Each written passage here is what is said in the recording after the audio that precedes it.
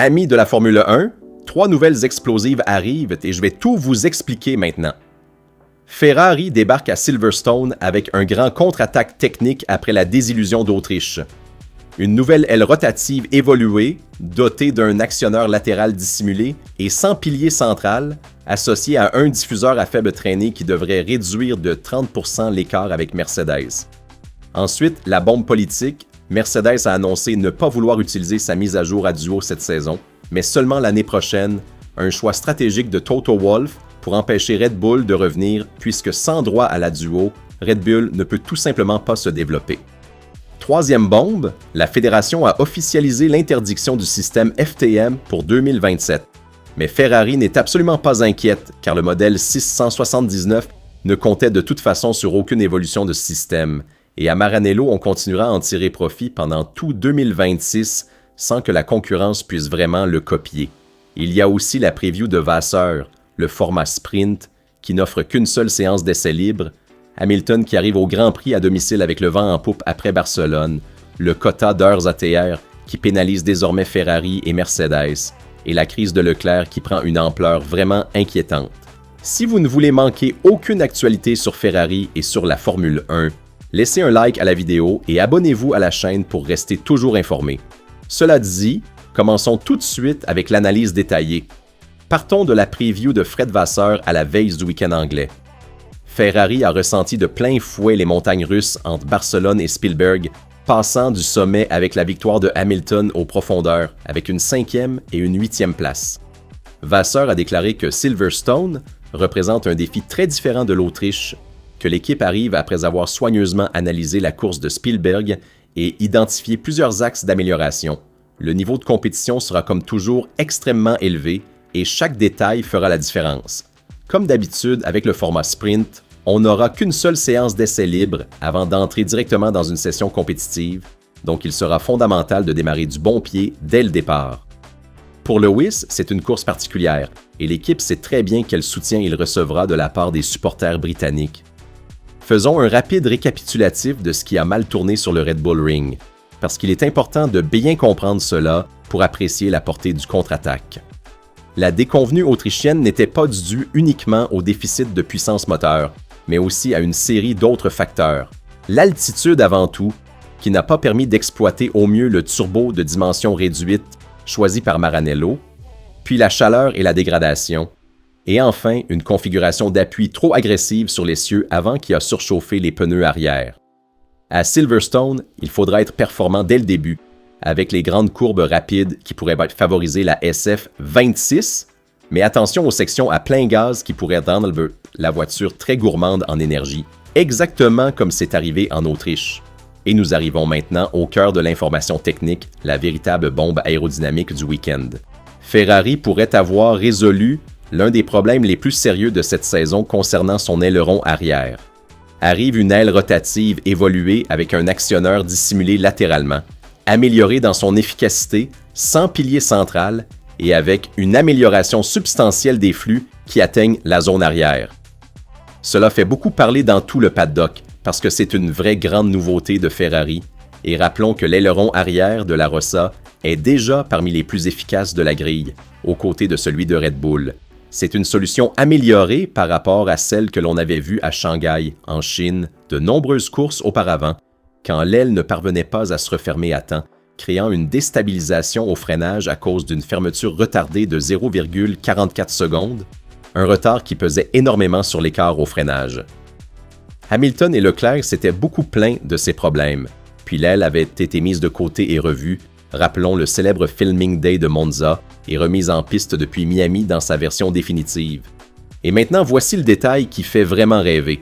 Le nouveau diffuseur à faible résistance a été développé pour réduire précisément la traînée aérodynamique, un aspect critique où la SF26 perd environ 30% de l'écart par rapport à Mercedes. L'aileron arrière et le diffuseur travaillent en synergie pour créer de l'appui aérodynamique et rendre les flux à l'arrière plus efficaces, et cette nouvelle évolution plus extrême améliorera encore davantage l'efficacité de l'aile, qui dans sa configuration actuelle génère tout de même encore un peu de traînée. Ce sera une mise à jour très importante parce qu'elle sera testée à Silverstone, mais elle sera encore plus cruciale à Spa, où il faut disposer d'une monoplace très efficiente, surtout dans le premier et dans le troisième secteur.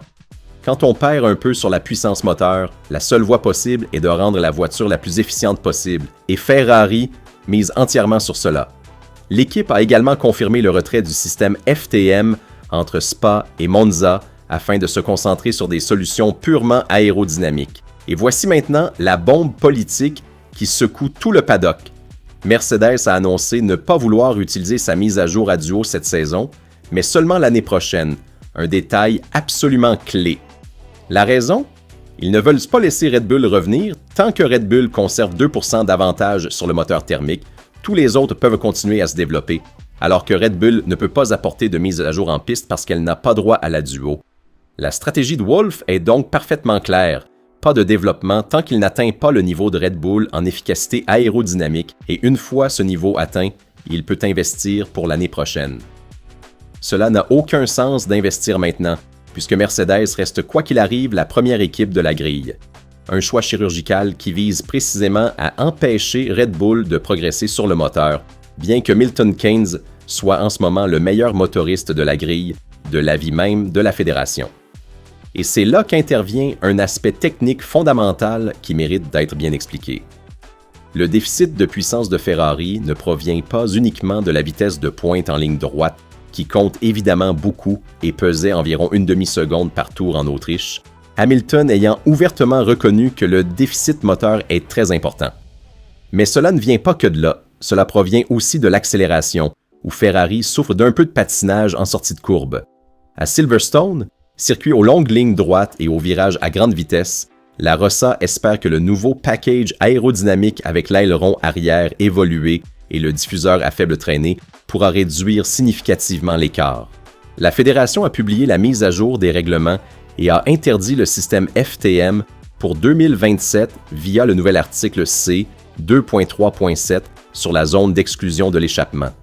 L'objectif est de supprimer au moins 20 points d'appui aérodynamique parce que les voitures actuelles ont trop progressé. On estime qu'elles sont déjà en moyenne 8 dixièmes plus rapides que lors des tests hivernaux de Bahreïn et de Barcelone. Un recul équivalent à environ 2 paquets et demi de mises à jour. Mais Ferrari n'a aucune crainte parce que le modèle 679, c'est-à-dire la voiture de 2027, ne comptait de toute façon sur aucune évolution du Flick Tail Mode. Pour Spa et Monza, l'aileron sera adapté à l'appui spécifique requis avec le retrait du profil devant l'échappement, tandis que pour Silverstone, des évaluations sont en cours précisément après l'Autriche. L'idée de Ferrari d'exploiter les flux d'air chaud de l'échappement a fait école. Dès le Canada, presque tout le monde a introduit sa propre interprétation, mais avec l'interdiction de 2027, Ferrari conserve ce savoir-faire pendant tout 2026 sans que la concurrence puisse véritablement réagir. Dernière nouvelle importante, à compter de cette semaine, entre en vigueur l'ajustement du quota d'heures ATR accordé en fonction du classement constructeur mis à jour. La conséquence est que Mercedes et Ferrari disposeront désormais de moins d'heures que McLaren et Red Bull, tandis qu'Aston Martin et Cadillac pourront compter sur plus de 120% des sessions disponibles. Un aspect qui complique encore davantage le développement pour Maranello. Dans tout cela, Hamilton arrive à Silverstone avec une grande confiance. Jenson Button a dit que le Britannique peut jouer un rôle de premier plan devant son propre public après avoir terminé 5e en Autriche à 26 secondes de Russell. Attention en revanche à Leclerc, 8e en Autriche à 45 secondes, une crise profonde de la SF26 se révèle au grand jour. Une crise qui n'était pas apparue à Barcelone, avec des problèmes de dégradation des pneus, une gestion énergétique sous-optimale et une configuration inadaptée au circuit favorable au moteur. Mercedes a 2 pilotes en lice pour le championnat, tandis que chez Ferrari, le focus se déplace de plus en plus sur Hamilton. Vous le voyez, le week-end de Silverstone réunit des ingrédients spectaculaires. Nouvelle aile rotative évoluée avec actionneur latéral dissimulé et sans pilier central. Diffuseur à faible traînée qui efface 30% de l'écart avec Mercedes. Interdiction du FTM pour 2027 qui ne touche pas Ferrari. Mercedes qui gèle la duo pour bloquer Red Bull et Hamilton qui descend en piste devant ses supporters avec une motivation immense. Vasseur a analysé tout ce qui n'a pas fonctionné à Spielberg. Silverstone offre de grandes courbes rapides où la SF26 peut briller. et les sections à plein gaz restent la principale inconnue. La bataille est loin d'être terminée.